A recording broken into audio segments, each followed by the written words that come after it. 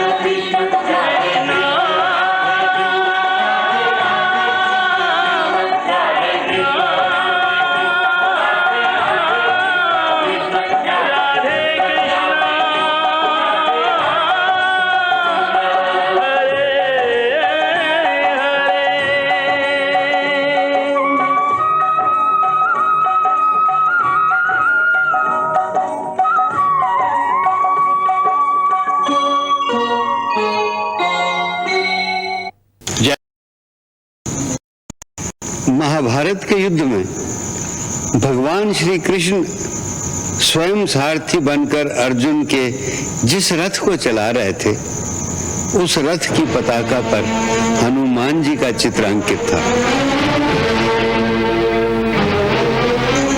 पुराणों में लिखा है कि वास्तव में हनुमान जी स्वयं ही अदृश्य रूप में अर्जुन के रथ पर विराजमान थे।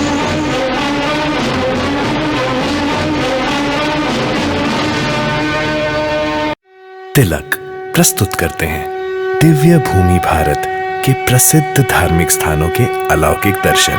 दर्शन दो भगवान, दर्शन दो भगवान, केवल तिलक पर। क्योंकि श्री कृष्ण ने उन्हें उस महायुद्ध में अर्जुन की सहायता करने के लिए आदेश दिया था।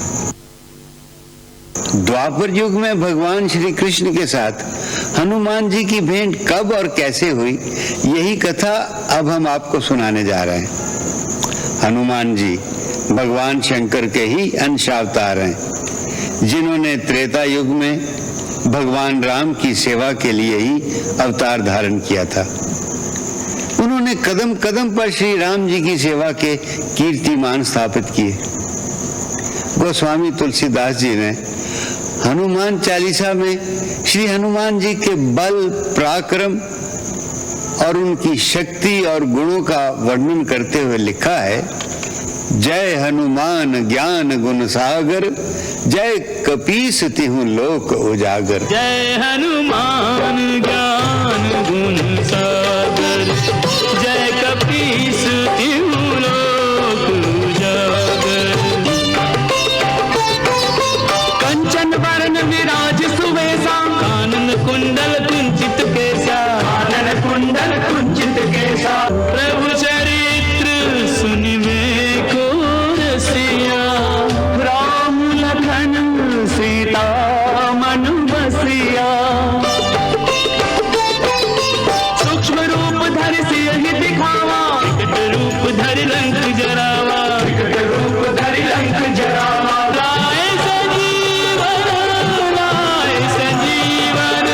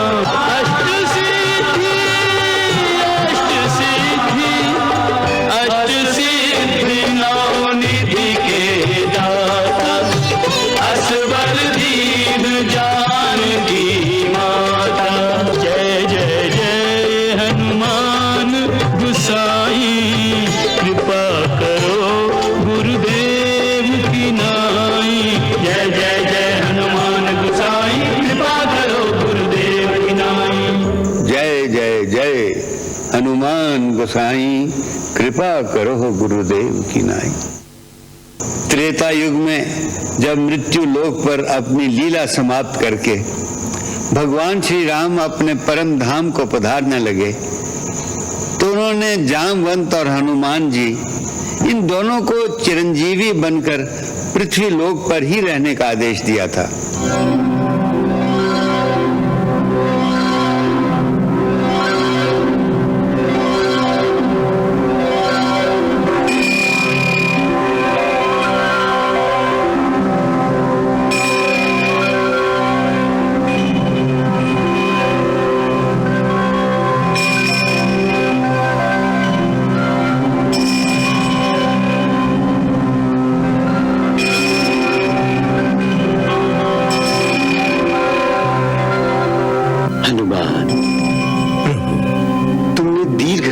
जीवित रहने की प्रतिज्ञा की थी।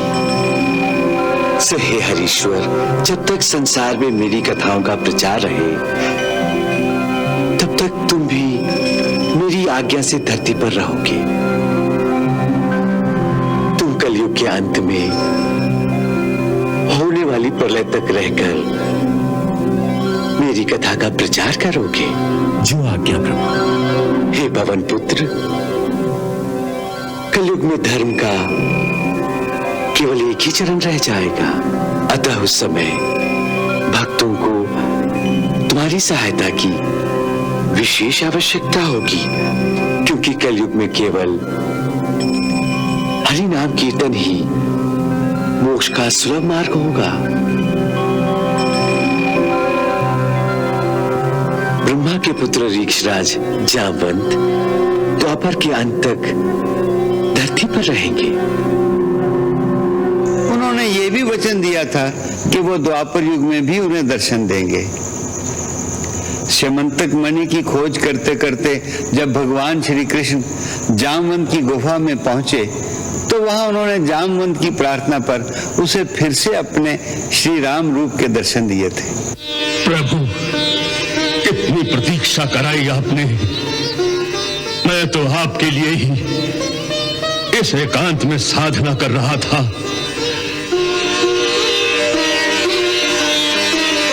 ऐसा कोई दिन नहीं गया कि आपकी याद न की हो प्रभु। अब तो बस मेरी एक ही इच्छा शेष है। बोलो यही नाथ कि एक बार मेरी आंखों को अपनी उसी मोहनी सूरत के दर्शन करा दें, जिस रूप की सुधा से प्यास बुझाने के लिए ये आंखें त्रेता युग से अब तक खुली हुई हैं, प्रतीक्षा कर रही हैं।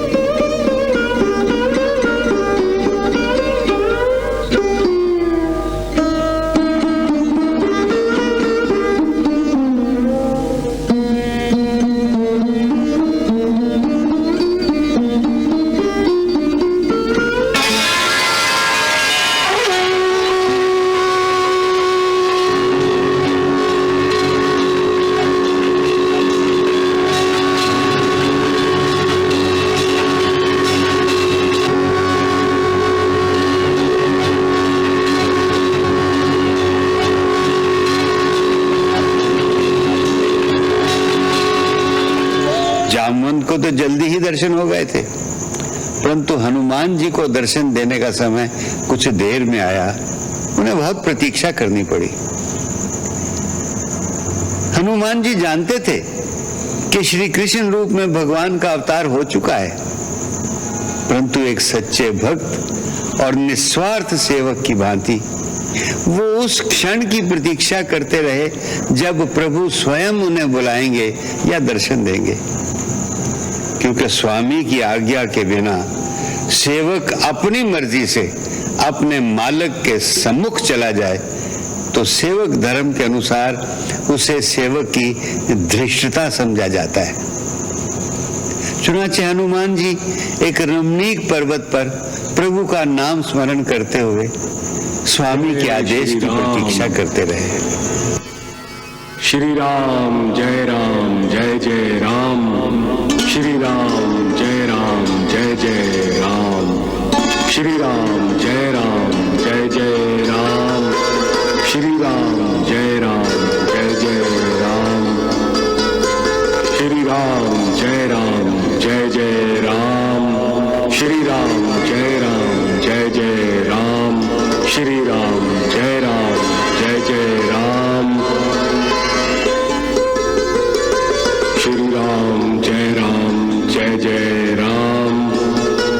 श्री राम जय जय राम। श्री राम श्री राम श्री राम। श्री राम जय जय राम। श्री राम जय जय राम। श्री राम जय जय राम। श्री राम जय जय राम।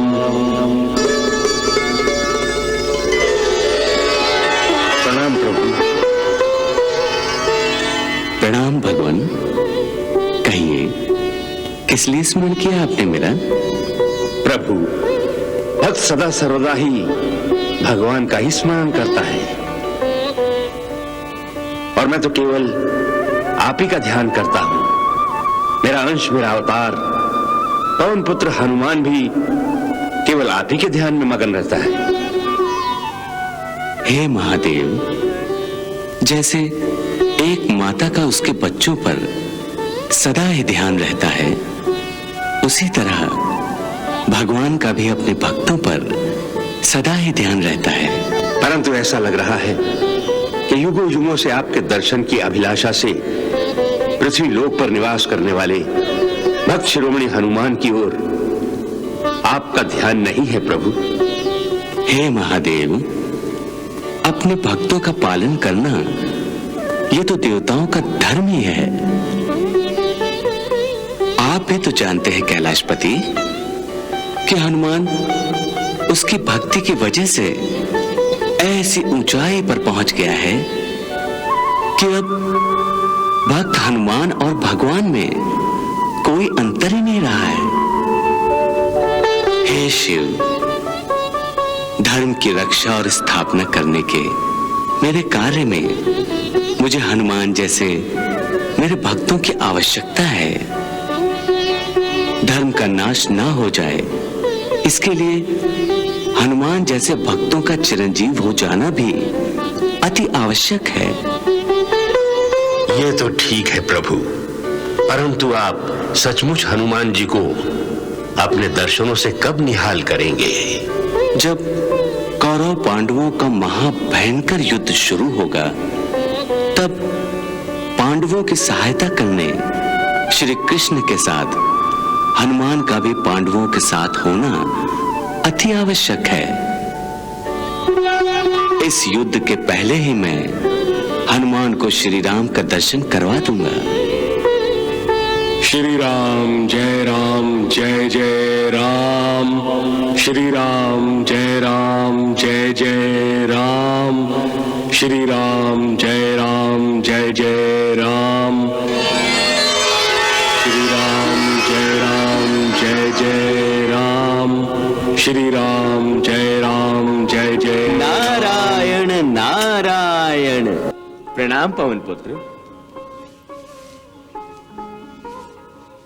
प्रणाम देवर्षि। हे राम भक्त हनुमान, आज आप प्रसन्न दिखाई दे रहे हैं। राम नाम जाप का यही चमत्कार है। राम नाम जाप से तन और मन की सारी पीड़ाएं दूर हो जाती हैं। यदि नाम से ही सारी पीड़ाएं दूर हो जाती हैं, तो सोचिए श्री राम के दर्शन से क्या होगा। नारायण नारायण। श्री राम के दर्शन से जन्म जन्म के पापों का नाश हो जाता है। श्री राम के केवल एक कटाक्ष से मनुष्य के जीवन का उद्धार हो जाता है, और श्री राम के चरण स्पर्श से शापित जीवन का अंत हो जाता है। नारायण नारायण। देवर्षि, राम नाम की यही महिमा है। हे पवन पुत्र, फिर आप श्री राम के दर्शन क्यों नहीं करते? श्री राम जी का दर्शन? हाँ, श्री राम जी के दर्शन। आप द्वारिका जाइए, वहां आपको श्री राम जी के दर्शन अवश्य होंगे। देवर्षि, द्वारका में ही तो वासुदेव श्री कृष्ण निवास करते हैं। हे हनुमान जी, आप तो ज्ञानियों में अग्रणी हैं। युगों युगों में जो परिवर्तन हो रहा है, आप पृथ्वीलोक पर उसके साक्षी हैं।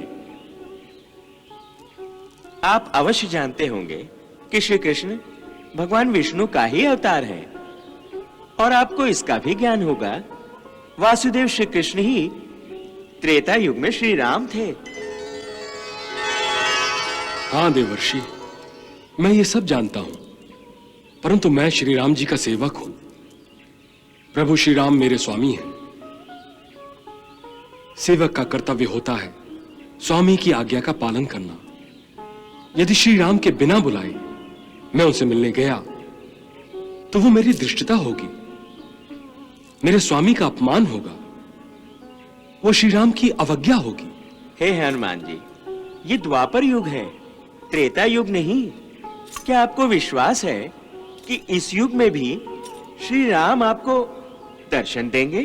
क्यों नहीं देंगे देवर्षि, अवश्य देंगे।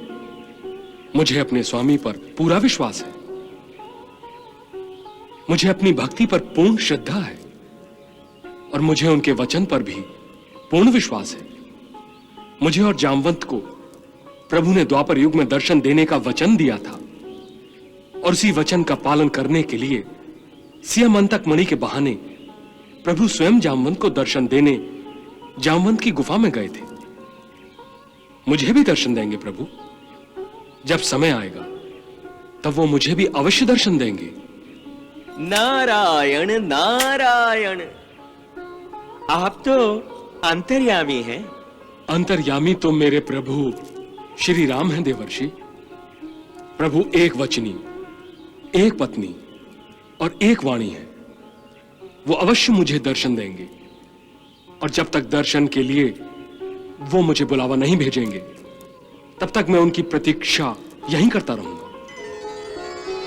हे पवन पुत्र, यदि आप द्वारका नहीं जा रहे हैं तो मैं द्वारिका जाकर द्वारकाधीश से आपको दर्शन देने की विनती करता हूं। नहीं देवर्षि, आपको प्रभु को कष्ट देने की कोई आवश्यकता नहीं है। अच्छी बात है, मैं आपकी ये भावना भी उन्हें बता दूंगा और कल ही आकर आपको बता दूंगा कि प्रभु ने उत्तर में क्या कहा है। कल मैं गंधमादन पर्वत पर नहीं रहूंगा देवर्षि। क्यों पवन पुत्र, यदि आप द्वारका नहीं जा रहे हैं तो फिर कल आप कहां जा रहे हैं? देवर्षि, आप तो त्रिकालदर्शी हैं। आप जानते हैं कि कल रामनवमी है, मेरे प्रभु का जन्मदिन। और आप ये भी जानते हैं कि हर बरस मैं इसी दिन अयोध्या नगरी में सरयू नदी के किनारे ब्राह्मणों को भोज देता हूं। बस वहीं जा रहा हूं। नारायण नारायण।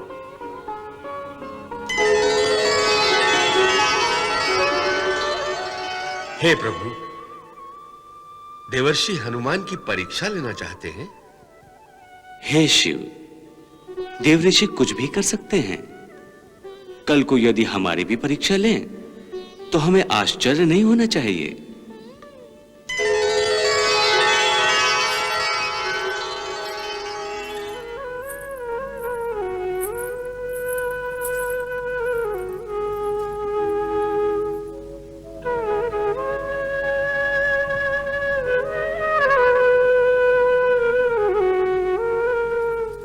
प्रणाम भगवान।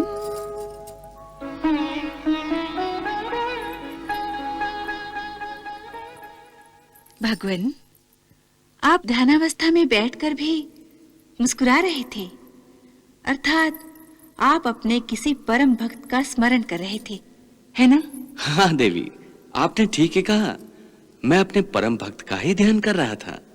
ऐसा भक्त जिसका स्मरण स्वयं भगवान करें, कितना सौभाग्यशाली होगा वो सौभाग्यशाली भक्त कौन है प्रभु? मेरा परम भक्त पवन पुत्र हनुमान, जिसने अपनी भक्ति और श्रद्धा से यह सिद्ध कर दिया है कि भगवान की सच्ची भक्ति और श्रद्धा किसी कठोर तपस्या से कम नहीं होती। हनुमान हजारों वर्षों से ऐसी ही कठोर तपस्या कर रहा है देवी। प्रभु, आपके भक्त हनुमान की कठोर तपस्या सचमुच ही सराहनीय और आदरणीय है, परंतु आज अचानक आपको अपने भक्त हनुमान का स्मरण कैसे हो गया?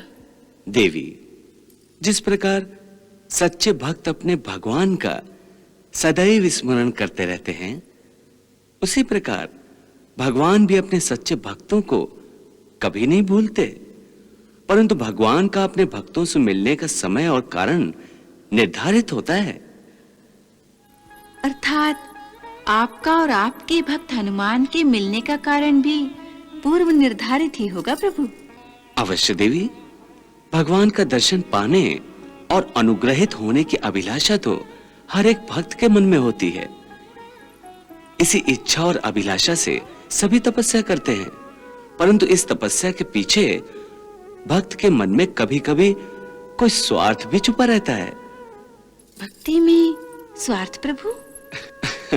हाँ देवी, कोई भक्त भगवान से वरदान प्राप्त करके अमर होना चाहता है, तो कोई भक्त सांसारिक वैभव की इच्छा से तपस्या करता है। किसी को सत्ता और राजपाट की लालसा होती है, परंतु मेरा प्रिय भक्त हनुमान केवल अपने प्रभु के दर्शन और आत्मसमर्पण की भावना से लगातार तपस्या कर रहा है। प्रभु, जब हनुमान आपके दर्शन के लिए इतना व्याकुल हो रहा है, तो आप अपने दर्शन देकर उसे धन्य कर दीजिए। देवी, केवल हनुमान ही नहीं, मैं भी व्याकुल हूं अपने भक्त से मिलने के लिए। जैसे हनुमान त्रेता युग से द्वापर युग तक मेरी प्रतीक्षा कर रहा है, वैसे मैं भी हजारों वर्षों से उससे मिलने को बेचैन हूं। प्रभु, फिर आप हनुमान को विरह पीड़ा में क्यों तड़पा रहे हैं? इस प्रतीक्षा का अंत क्यों नहीं करते? देवी, उसका भी समय आ रहा है। नारायण नारायण नारायण नारायण। प्रणाम प्रभु।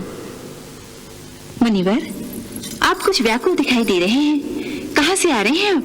गंधमादन पर्वत से सीधा चला रहा हूं माते। हनुमान से मिलकर आ रहे हैं, इसीलिए ऋषिवर के मुखमंडल पर व्याकुलता की रेखाएं आपस में जूझती दिखाई दे रही हैं। नारायण नारायण। प्रभु, इस समय में मैं आपके दूत हनुमान का दूत बनकर संदेशा लाया हूँ। सुनाइए, क्या संदेशा भेजा है मेरे भक्त ने? मैंने हनुमान से कहा कि वो द्वारिका आकर आपके दर्शन कर ले, तो उसने यह कहकर इनकार कर दिया कि वो भक्त है और आपकी इच्छा और आज्ञा के बिना दर्शन करने नहीं आएगा। तो मैंने कहा कि मैं प्रभु से विनती करता हूँ कि वो स्वयं आकर गंधमादन पर्वत पर आपको दर्शन दे। तब क्या कहा हनुमान ने? कहा कि प्रभु को कष्ट देने की कोई आवश्यकता नहीं है। वाह, धन्य हो हनुमान की स्वामी भक्ति, धन्य हो। और हाँ प्रभु, नारायण नारायण, मैं बधाई देना तो भूल ही गया। आपके जन्मदिन की अग्रिम बधाई स्वीकार हो भगवान। परंतु मुनिवर, जन्माष्टमी को तो अभी देर है ना? नारायण नारायण, जन्माष्टमी ही प्रभु का जन्मदिन नहीं है माते। रामनवमी भी तो प्रभु का जन्मदिन हुआ ना। श्री राम प्रभु का ही अवतार थे। अच्छा अच्छा, तो आप इन्हें रामनवमी की बधाई दे रहे हैं? हाँ माते। प्रभु, कल रामनवमी है ना, बड़ा मजा आएगा। राम के जन्म दिवस के अवसर पर हनुमान जी मंदिर में पुजारी का रूप धारण करके ब्राह्मणों को भोजन कराते हैं। नारायण नारायण। हाँ मुनिवर, अब आप तो ठहरे ब्राह्मण, भला खाने पीने के अवसर को आप कैसे भूल सकते हैं?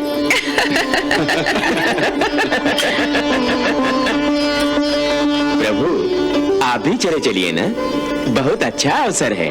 वो तो ठीक है, परंतु हमारे जाने से हनुमान के सारे कार्यक्रम उथल पुथल हो जाएंगे। हमें देखकर उसकी सेवा भाव में बाधा पड़ेगी। प्रभु, रूप बदल कर चलते हैं ना, बेचारे हनुमान को क्या पता चलेगा, पहचान ही नहीं पाएगा वो आपको। नारायण नारायण। प्रभु, मुनिवर की इतनी इच्छा है तो जाकर देख आइए ना, क्या होता है वहाँ? हाँ प्रभु, राम नाम की जय जयकार चारों दिशाओं में गूंजती है।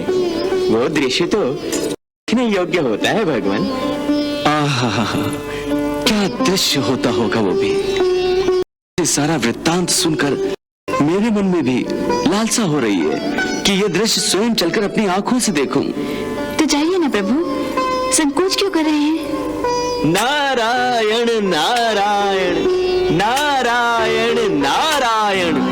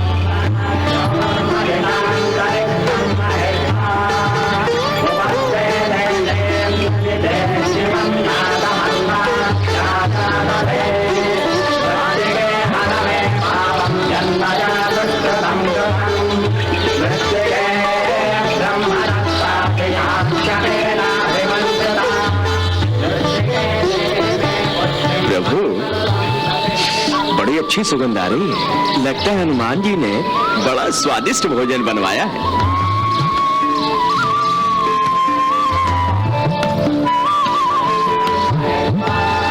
नारायण नारायण नारायण नारायण।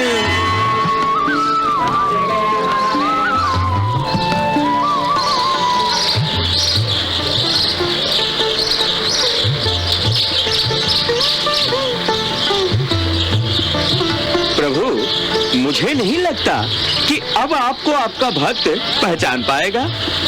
ऐसा आप सोच रहे हैं नारद जी? बोलो जय श्री राम। जय श्री राम। चलें, चलिए।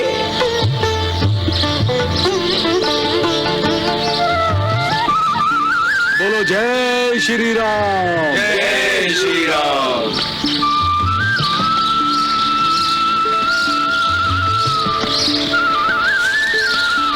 बोलो जय श्री राम। श्री राम।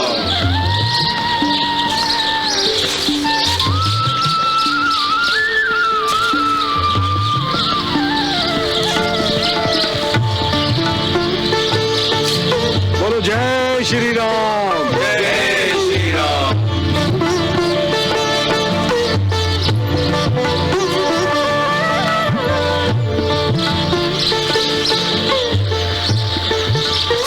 बोलो जय श्री राम। जय श्री राम।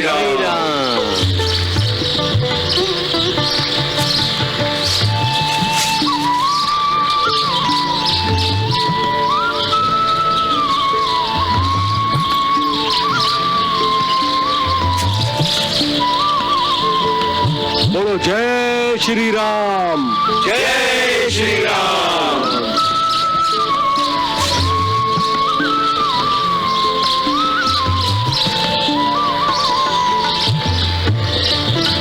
बोलो जय श्री राम। जय श्री राम।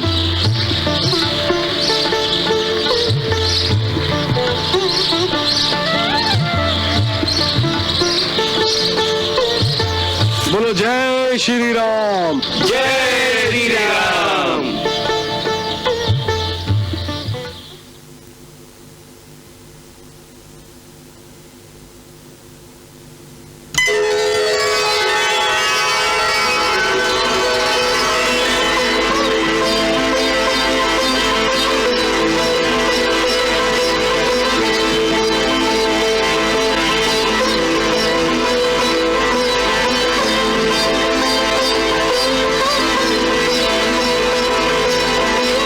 पंडित जी, हमें भी तो परोसो रामनवमी का प्रसाद। अरे हम भूखे हैं भाई। परोसिए ना, बहुत भूख लगी है।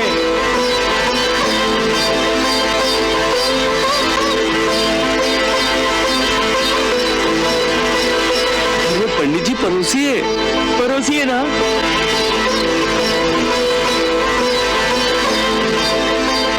मेरे प्रभु, मेरे प्रभु।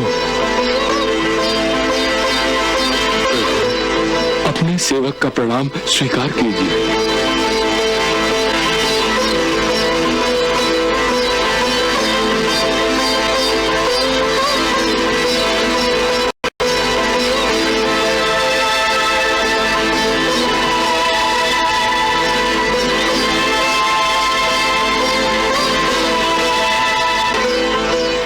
मुझे क्षमा कर दो प्रभु, मुझसे कोई भूल हो गई हो तो क्षमा कर दो प्रभु।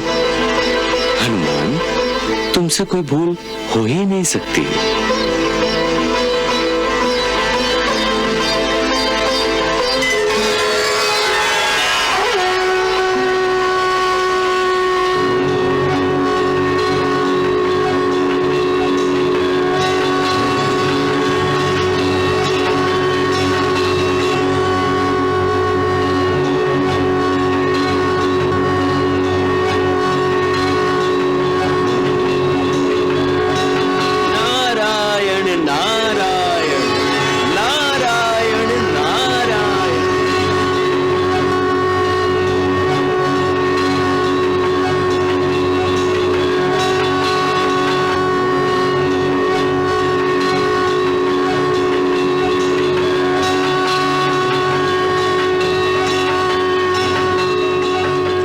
हनुमान,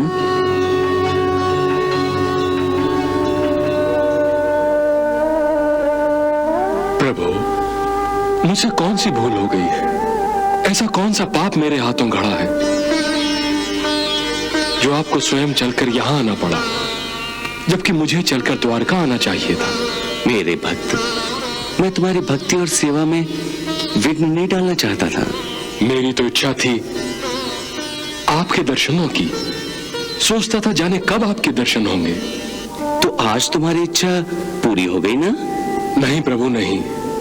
मैं ऐसी इच्छा कदापि नहीं कर सकता कि मेरे स्वामी मेरे सामने हाथ फैलाएं और मैं दाता बनकर उनके सम्मुख खड़ा रहूं।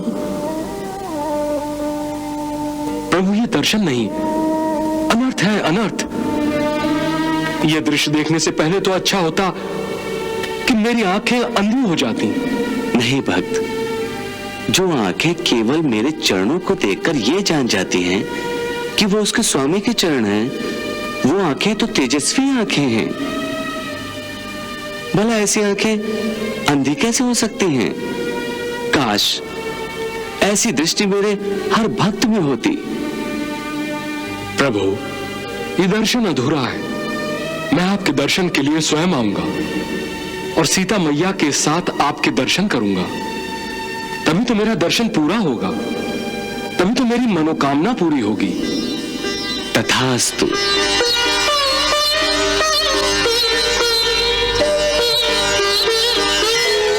मैं धन्य हो गया प्रभु, मैं धन्य हो गया।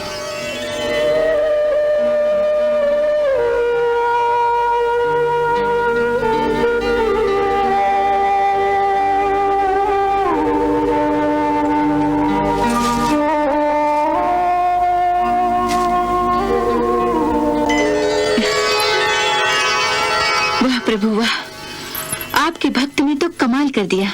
हाँ देवी, अपनी भक्ति से उसने तो मेरे मन को तृप्त कर दिया। और हाँ देवर्षि, आपका पेट भरा कि नहीं? कहीं आपको भोजन कम तो नहीं पड़ा?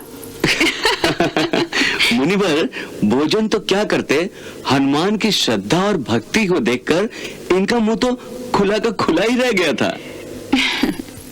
भगवान, आपने कहा नहीं था, परंतु मैं जानती हूँ कि आप केवल अपने भक्त की परीक्षा लेने के लिए वहां गए थे, है ना? नहीं देवी, मुझे अपने हनुमान पर पूर्ण विश्वास है। मैं जानता था कि मेरा परम भक्त मुझे किसी भी वेश में देखकर पहचान ही लेगा। तो फिर आप वहां क्यों थे? इस प्रश्न का उत्तर तो मुनिवर को ही देना चाहिए, जो हनुमान को साधारण भक्त सिद्ध करना चाहते थे, जो मुझे पहचान नहीं पाएगा। क्यों मुनिवर? मुझसे बहुत बड़ी भूल हो गई भगवान। आपकी भक्ति के गर्व का नशा मुझ पर छा गया था और मैं अपने आप को आपका सर्वश्रेष्ठ भक्त समझने लगा था। ये मेरा अहंकार था भगवान, मेरा अहंकार। इसी अहंकार को तोड़ने के लिए तो मुझे आपके साथ हनुमान के पास जाना पड़ा। मुझे क्षमा कर दीजिए भगवान। मैं मानता हूं कि हनुमान ही आपके परम भक्त हैं। भक्त तो संपूर्ण समर्पण का नाम है, और यदि भक्त में अहंकार की थोड़ी सी भी भावना आ जाए तो भक्त का विनाश आरंभ हो जाता है। और मैं नहीं चाहता था कि देवऋषि और मेरे दूसरे भक्तों की भक्ति का भी नाश हो जाए।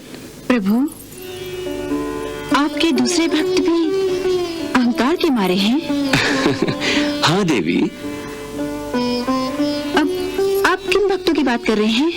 कई हैं, जैसे अपने दाऊ भैया, भीम भैया, अर्जुन, मेरा सुदर्शन चक्र और गरुड़, इन सब को अहंकार के नाग ने टस लिया है। किसी को बाहुबल का अहंकार है तो किसी को अपनी धनुर्विद्या का घमंड है। ये सब मेरे अपने हैं, मैं इनको खोना नहीं चाहता, इसलिए इनका अहंकार भी तोड़ना होगा। परंतु भगवान, आप इनका अहंकार तोड़ेंगे कैसे? मैं नहीं देवी, मेरा परम भक्त हनुमान इन सब के अहंकार को तोड़ेगा। और अभी तो हनुमान को वासुदेव भगवान को भी सीधा करना है। वासुदेव भगवान को भी सीधा करना है?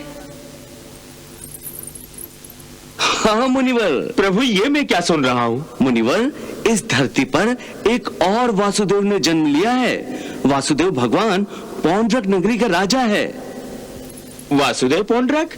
हाँ मुनिवर, इस द्वापर युग में एक और मेरा परम भक्त हनुमान है जो संपूर्ण समर्पण की मूर्त है। तो दूसरी ओर पौंड्रक नगरी का राजा है जो समर्पण की जगह घमंड और अहंकार का मारा है।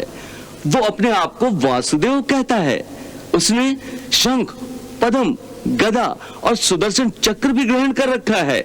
सुदर्शन चक्र भी ग्रहण कर रखा है? हाँ मुनिवर, इतना ही नहीं, उसने अपने काका के पुत्र को बलराम भी बना रखा है। पौंड्रक अपने को सच्चा वासुदेव और मुझे झूठा वासुदेव कहता है।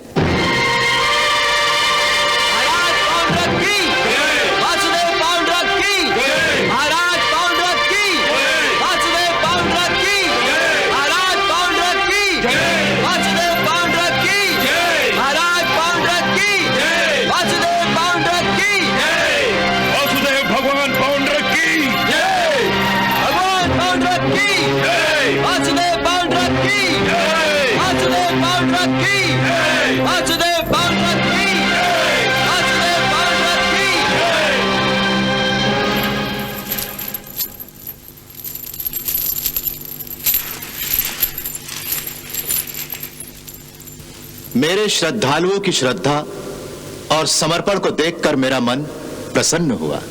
हाँ भगवान, पौंड्र नगरी के इन श्रद्धालुओं को देखकर इस काशीराज का सर भी श्रद्धा और आदर से आपके आगे झुक रहा है। काशीराज, तुम राजा हो, वाराणसी के महाराज हो, हमारे प्रिय मित्र हो, हाँ, सदा हमारे साथ रहते हो, इसलिए तुमने हमारी माया को देखा और परखा है और हमें मायापति माना है। तुम जानते हो हम मायापति हैं, इस युग के भगवान हैं। निस्संदेह भगवान। साथ वाराणसी का राजा काशी राज भी दे रहा है। पौंड्रक ने अपने राज्य में आदेश जारी कर दिया है कि उसके अतिरिक्त किसी दूसरे भगवान की पूजा करने वालों को दंड दिया जाएगा। तो हमारे राज्य में कई ऐसे लोग होंगे जिन्हें यह ज्ञान नहीं है कि हम भगवान हैं। माया हमारे अधीन है। क्षमा करें वासुदेव, आपका ये सेनापति दुर्धर आपकी सौगंध खाकर कह सकता है कि पौंड नगरी में कोई भी ऐसा सर किसी नास्तिक के धन पर शेष नहीं जो आपके सामने ना झुकता हो। मेरी बात के सत्य की साक्षी मेरी ये तलवार है जो हर दिन नास्तिकों के रक्त से स्नान करती है। तलवार स्वयं आपकी जय जयकार करती है और जनता से भी जय जयकार करवाती है भगवान।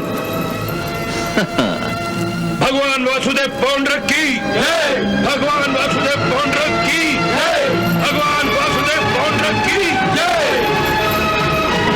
महाराज काशीराज, हमारे इन श्रद्धालुओं को उनकी श्रद्धा के बदले में पुरस्कार मिलना चाहिए, है ना? निस्संदेह भगवान, इन सब के लिए आपके कुबेर कोष का मुंह खोल दिया गया है।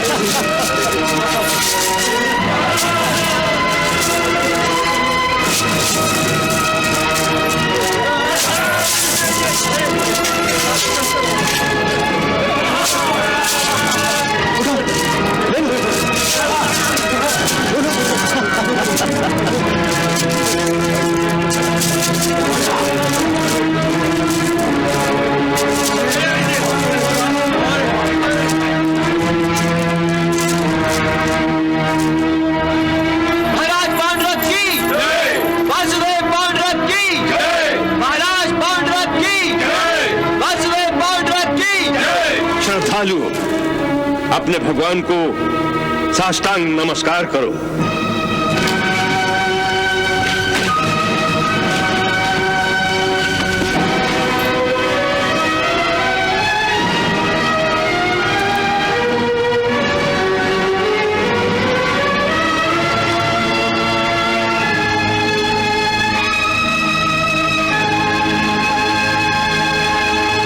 तथास्तु।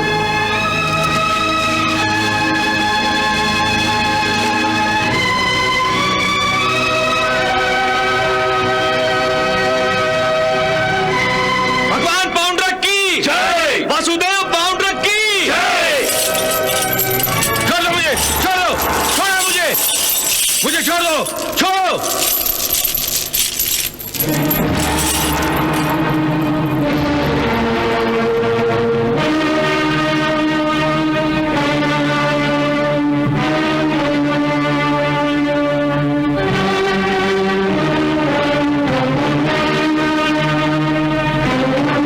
सेनापति। प्रभु, इस साधु संत को इस तरह जंजीरों में जकड़कर यहां क्यों लाए हो? ये माला जपने वाले साधु संत हैं, इनकी ऐसी दुर्दशा। भगवान, इस बूढ़े की वेशभूषा पर मत जाइए। यह धर्मी आपकी माला नहीं जपता है।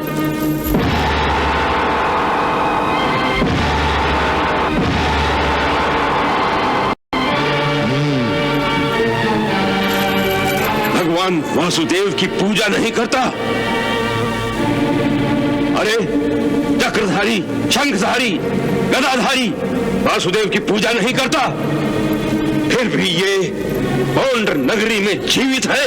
हे वासुदेव, आपकी आज्ञा हो तो मैं अभी इसका सर उड़ा दूं। नहीं दुर्धर, मनुष्य से भूल तो हो ही जाती है। इस सज्जन से भी भूल हुई। इसे पश्चाताप और भूल सुधार का अवसर अवश्य मिलना चाहिए।